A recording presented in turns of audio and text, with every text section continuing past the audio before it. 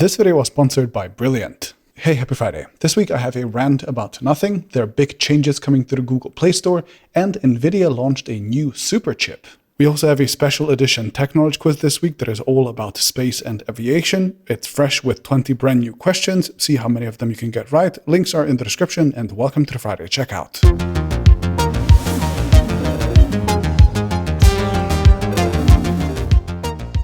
Okay, my release highlights this week start with the Realme GT Neo 3 with the headline feature of 150 watt charging. It's the first of the BBK phones to get those extreme speeds, and it should reach a 50% charge for its 4500 mAh battery in just 5 minutes, while Realme claims that the battery will maintain 80% battery health after 1600 charging cycles. Beside that, Eero launched new mesh routers with the new Wi-Fi 6E standard, and OnePlus announced that the international launch of the OnePlus 10 Pro is just around the corner. Okay, my first story of the week is going to be Nothing announcing their new smartphone in an infuriating event called The Truth, and I found this both so annoying and interesting that I decided to explain their strategy here, and just so you know, this is going to be a little bit of a rant. So after weeks of heavy teasing, the company spent about 17 minutes on stage giving exactly zero details about their phone. Just some squiggly lines, a screenshot of a launcher that looks literally like any other launcher, and a vague summer release date. Instead, the whole event was just Carl making 3 big claims. 1, that the industry is boring and that there has been no breakthrough innovation since the iPhone. 2, that Apple is the only real choice, primarily because of its great ecosystem that nobody can match. And 3, that Nothing will not only bring real innovation to the market, but that they will also build the only viable competitor to Apple by building a new open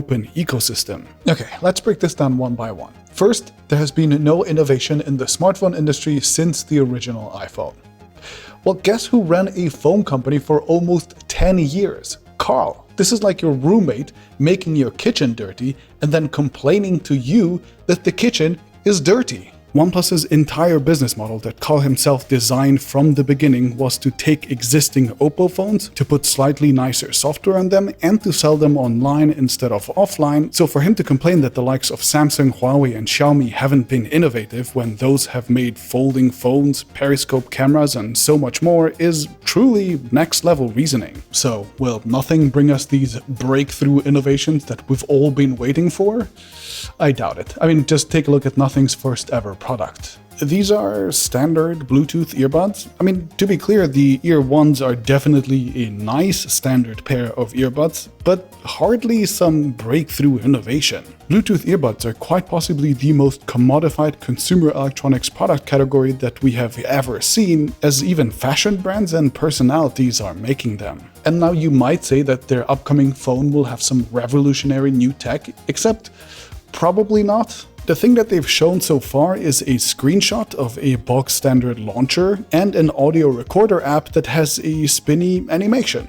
That's it. Fun fact, the Oppo media player did that in 2012 or so, and nobody cared, and Nothing said that their phone will be running basically stock Android, so no big innovations there either. I doubt that they have the money to make better cameras, faster charging, or new form factors faster than the industry titans either, so I'm fairly confident that it will be just yet another Android phone. It might be a super nice phone, but hardly some breakthrough innovation that Carl has been preaching about. But don't get me wrong, there's absolutely nothing wrong with a company just making a slightly better version of the phone that everybody else is making as well. I mean, that's kind of what we want from them anyway, but then you don't get to go on stage and for 17 minutes just explain how everybody else in the industry is only iterating and you will innovate alone.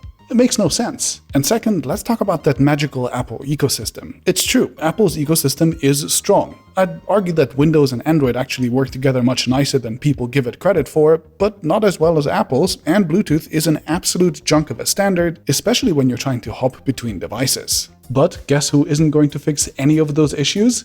Nothing. Without the ability to make custom wireless chips like Apple does, or the ability to influence the underlying operating systems, they have no more control over the ecosystem and connectivity than any other Android brand, and Samsung, Huawei, and Google already have open connectivity services like SmartThings, Google Home, and Harmony OS that even third-party manufacturers can connect to. Now, a couple of sources have told me that internally, nothing isn't actually trying to emulate Apple, even though that's what they're communicating with the rest of the world. No, they can't do that because they don't own their entire tech stack. It's impossible.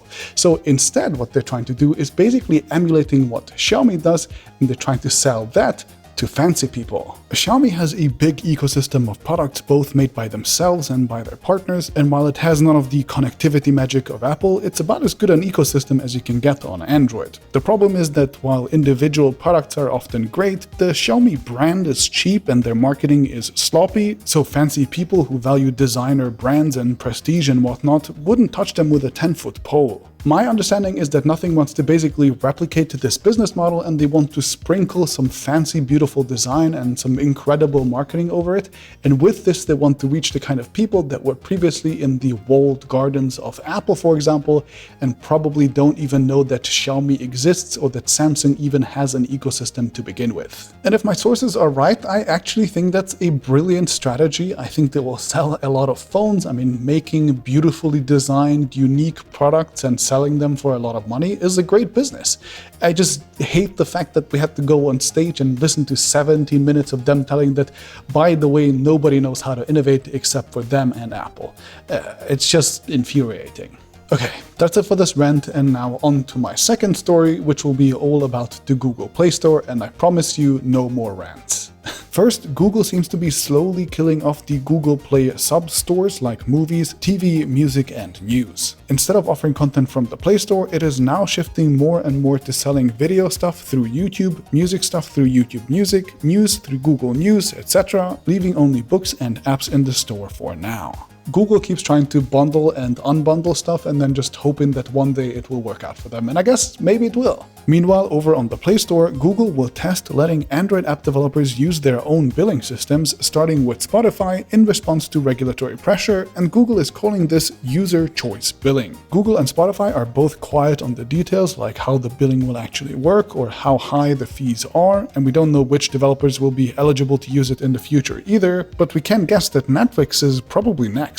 Netflix and Spotify didn't abide by the Google Play billing rules in the past, and they had a deadline for March 31st, so this new development is likely to avoid throwing them off the platform, and it's hopefully a better path that might force Apple to follow suit as well. Okay, and my third story of the week is going to be Nvidia making some pretty major announcements at and around their GTC 2022 event. Probably the most interesting announcement was the full unveiling of the Grace CPU Superchip and the Grace Hopper Superchip, which is Nvidia's first ever discrete CPU. They had the Tegra mobile SoCs before, but this is a dedicated ARM-based CPU with 144 cores, although rather disappointingly, it's only meant for data centers and to giant-scale AI applications. So what's a superchip? Well, it's kind of like the Apple M1 Ultra in how it connects two separate chips on a die, and in case of Nvidia, that connection is achieved with NVLink in either a dual CPU or a CPU plus GPU configuration. If you remember, a few weeks ago I talked about the new UCIe standard, and Nvidia has opened their NVLink up to this standard now as well, meaning that other chip designers can use this low latency tech to connect their own chiplets as well. Pretty cool. Nvidia's solution should come to market in 2023, and separate from this announcement, the company also said that it is interested in exploring chip manufacturing with Intel as well, using Intel's foundries, so we could weirdly enough soon get an Nvidia CPU made by Intel. Hats off to Nvidia for naming this after Grace Hopper, the famous computer scientist by the way, and if you'd like to have a chip named after you one day as well, or you just want to get a more lucrative job, chips and computer science are clearly where it's at, with my sponsor Brilliant offering some fantastic courses for you to get started with. Brilliant is the interactive online learning platform for science, computer science and engineering, with 11 million students online. Their courses are really fun and effective in teaching you complicated concepts and useful skills because you get to practice everything you learn right away, and they guide you from beginner to advanced levels very effectively. The first 200 people who sign up using brilliant.org/TFC will also get 20% off their annual premium subscriptions, so check them out. Happy learning, and I'll see you next week.